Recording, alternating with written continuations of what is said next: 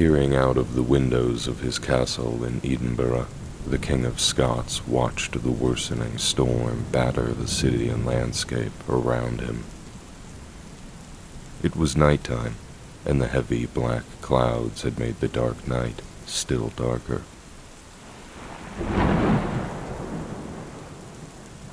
Winds howled and rain fell as lightning flashed and thunder crashed, rattling the nerves of everyone present.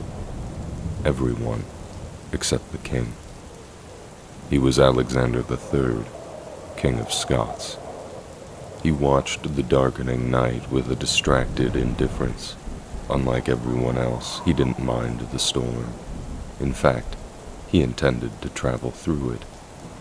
The next day was his pregnant wife's birthday, and he wanted to surprise her and be with her for the day's celebrations.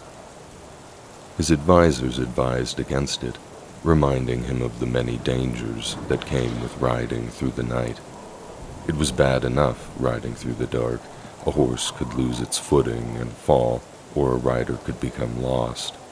Add a storm into the equation, and suddenly the danger multiplies.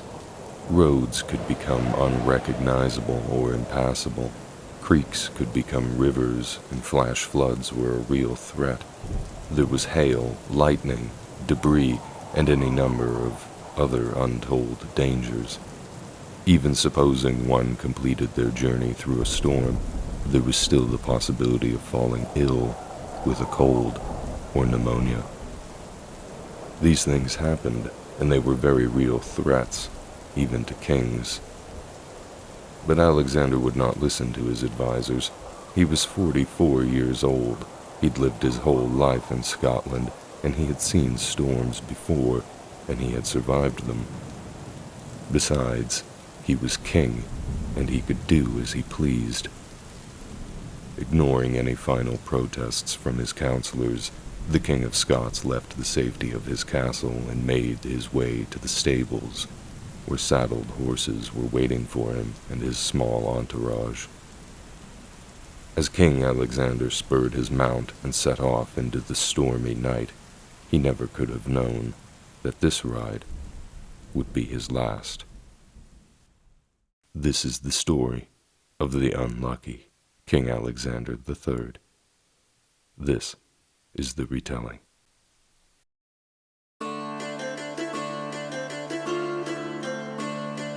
Two decades before the king set off on his midnight ride through a storm, his kingdom had been experiencing something of a golden age. In 1266, the Scots had defeated the Norwegians in a war, winning for themselves the Isle of Man, as well as the Outer Hebrides, and concluding generations-long hostilities between the two peoples. Alexander's kingdom was strong and at peace. He was married to an English princess, Margaret, the daughter of King Henry III, and by the year 1272, the two of them had 3 children, a daughter, also called Margaret, born in 1261, a son called Alexander, born in 1264, and a second son, David, born in 1272. Alexander III's position as king was strong. His armies were victorious, his borders were secured, he had an heir, and he had a spare. All was well in the kingdom. And because of Alexander's marriage to an English princess, relations with England were good. So good, in fact, that in the year 1274, Alexander and his wife went south to England to witness the coronation of Margaret's brother, Edward I. Alexander and his realm were strong and secure. Like I said, it was something of a golden age. Until it wasn't.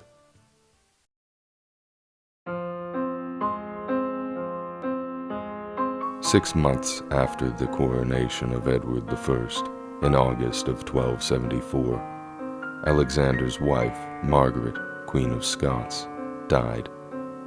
She was only 34 years old. Not only had Alexander lost his wife, he had also lost his tie to England. With Margaret dead, relations between the two nations began to fray. The death of Queen Margaret was a setback for the Scots, but it wasn't as though it had constituted a crisis. Queens had died before. Besides, at 34 years old, Alexander himself was still relatively young, and he could remarry. Alliances could be reforged or replaced. And it was with that mindset that King Alexander III made his next move and decided to begin improving relations with his old enemies, the Norwegians. In the year 1281, King Alexander III arranged the marriage of his only daughter to the 13-year-old Eric II, King of Norway. Margaret was unhappy with the match. She was 20 years old at the time and had spent her whole life in Scotland. She would have had a life, friends, and hobbies. She didn't want to leave all of that behind for a 13-year-old foreign boy. Unfortunately for Margaret, however, she, like so many other women of her time, found that her preference or desire played no part in the course her life would take. She was the daughter of a king and was therefore too valuable to be left to her own desires. Like so many princesses before and after her, Margaret was simply the key to a valuable alliance. In the end, Margaret and Eric II were married in late August or early September of the year 1281, and the process of smoothing over diplomatic ties with Norway had begun. But no sooner had King Alexander accomplished this when he was again met with another tragedy in his family. His younger son, David, had fallen ill. Not long after, he had died. He was 8 years old. We don't know what killed young David. Illness and death were everywhere during medieval times, but it could also have been an accident or a condition that was untreatable at the time. In any case, David was dead. King Alexander III was now not only a widower, he was also without his spare. Alexander was an energetic man, however, and an effective ruler. Though he had suffered a great deal of loss in the last few years, he wasn't the sort of man to just give up when times got difficult. Besides, everyone faces bad luck from time to time. It comes and goes. Sadly for King Alexander III, his misfortune was not fleeting. It was with him to stay. In April of 1283, King Alexander was dealt his next dose of tragedy when he received word from Norway that his daughter, Margaret, had died shortly after childbirth. Although the child, a daughter, had survived, her mother was not so fortunate and had passed away at the age of 22. Back in Scotland, Alexander must have felt his world was growing smaller and smaller. His family was shrinking and his alliances were crumbling. What he needed was a change in fortunes, or at the very least, a respite from misfortune. Sadly for him, however, he would only receive the opposite. By the end of 1283, it was clear that the king's only remaining child, his son and heir Alexander, was sick. Very sick. It wasn't a sudden illness. The heir had been unwell for some time. On the 28th of January, 1284, just 7 days after his 20th birthday, Prince Alexander died. In the span of only 10 years, King Alexander III had lost his wife and all 3 of his children. His family, once large, strong, and secure, was now represented solely by himself and his infant granddaughter across the seas in Norway. What had been a series of tragedies for Alexander III was quickly becoming a crisis for his kingdom. He was unmarried, and his only heir was an infant across the seas. This understandably generated feelings of insecurity in the Scottish nobility. The stability and peace that had taken their ancestors generations to achieve had been nearly completely eroded in a matter of 10 years. Something had to be done. The king needed to remarry.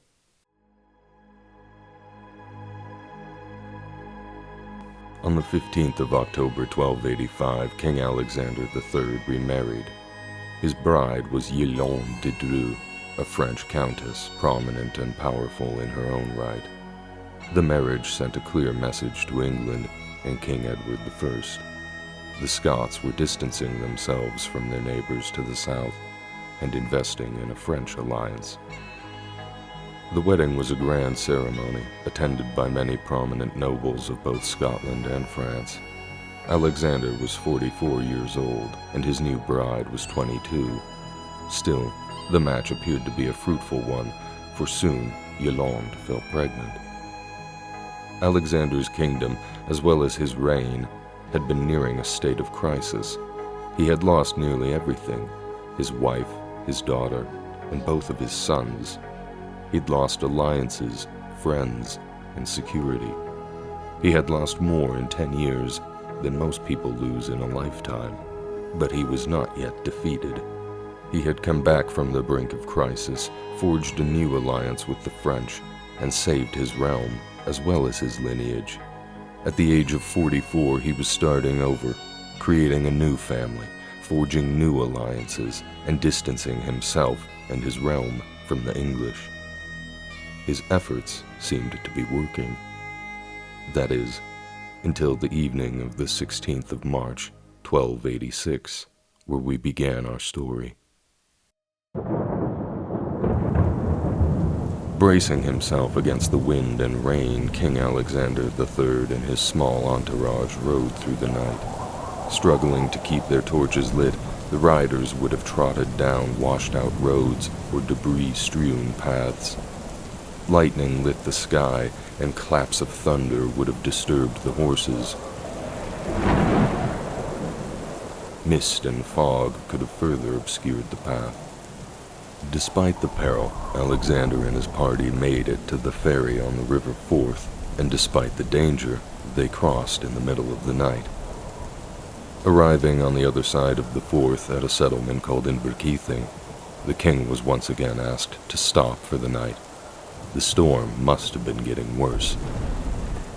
The king was even confronted on the matter by one Alexander de Saussure, a prominent local and burgher of Inverkeithing. De Saussure, who was known to the king, is said to have remarked, "My lord, what are you doing out in such weather and darkness? How many times have I tried to persuade you that midnight travelling will do you no good?" But the king was not to be dissuaded. Giving his mount the spurs, King Alexander III left Inverkeithing behind him and continued on into the night.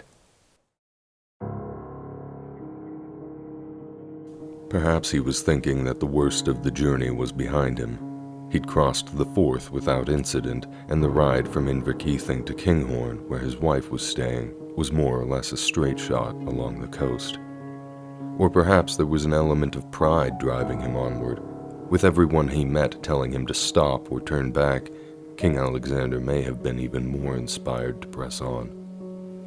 Perhaps he just really wanted to see his wife and surprise her for her birthday. In any case, King Alexander III threw caution to the wind and rode out that night into the rain, wind, and darkness. The winds roared off of the seas and across the lands, a deafening howl that carried with it whipping rains and stinging sea water. The king's 2 scouts could have done nothing to keep their torches lit. The road, already dangerous with the storm, would have been made much worse by the pitch blackness and the howling winds. Soon, holding the party together became impossible. No 2 horses are the same, and each one would have reacted to the storm differently. They would have tossed their heads and snorted, flinching at every thunderclap. Soon, the distance between the king and his entourage began to widen. Men became split off and separated from one another as they navigated the terrain and struggled with their mounts. It would have been a disaster. Here, a thunderclap echoed like a gunshot. There, a tree fell from the force of the wind and blocked the path. All of this with a thick screen of biting rain that obscured things still further. Soon, the king became lost. Calling out the names of his guides, Alexander must have stood in the saddle and shielded his eyes as best as he could against the mist and the rain. Shouting out into the darkness, the king heard no reply. Separated from his entourage in the midst of a storm, and perhaps struggling to control his horse, Alexander may finally have realized just how dangerous his midnight ride had become. Still, he was not a man to give up. He wasn't far from his destination. All he had to do was make it a little ways further.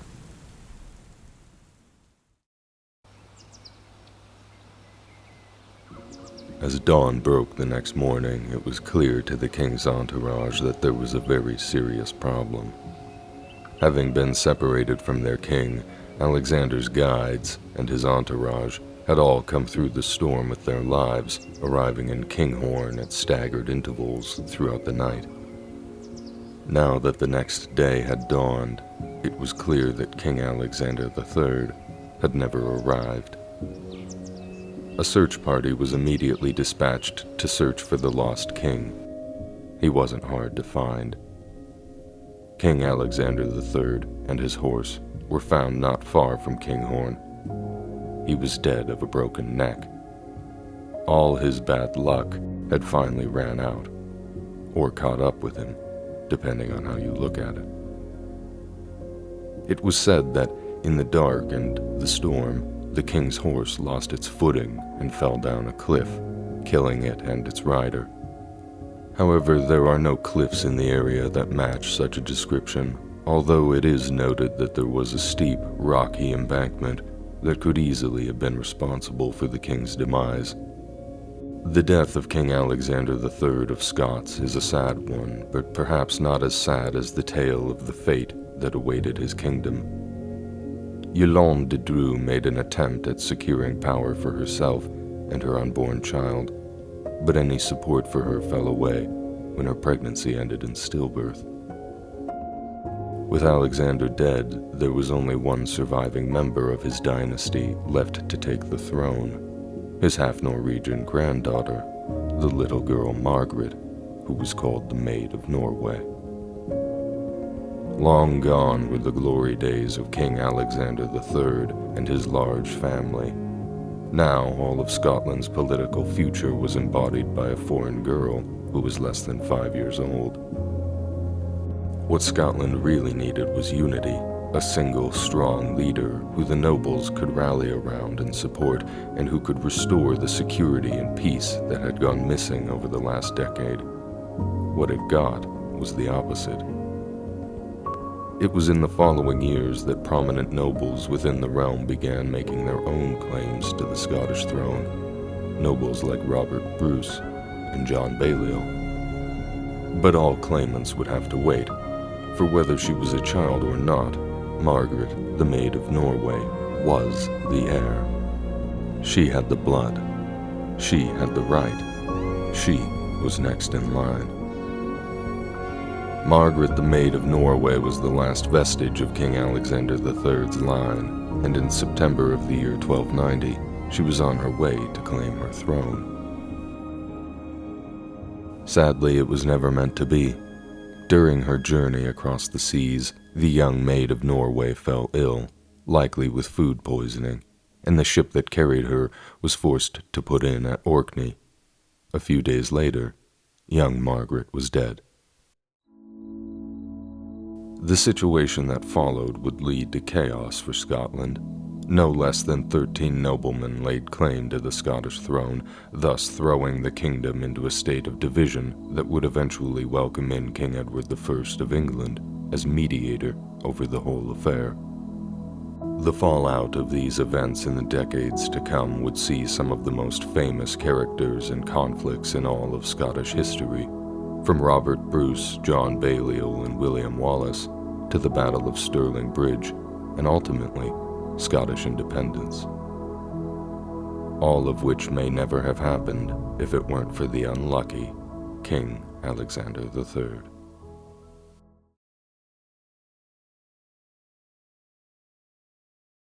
Hey, That was the sad story of the unlucky Alexander III, King of Scots. The history of Scotland and its kings is a fascinating and sometimes overlooked one. I've always been struck by this story and the way misfortune seemed to stalk Alexander after the death of his first wife. It's almost as if the man was cursed. Anyway, I hope you enjoyed the video. If you did, please consider leaving a like or a comment, or subscribing to the channel if you haven't already. And a big thank you to everyone supporting the channel already. Every like and every comment really go a long way. I'll see you in the next one.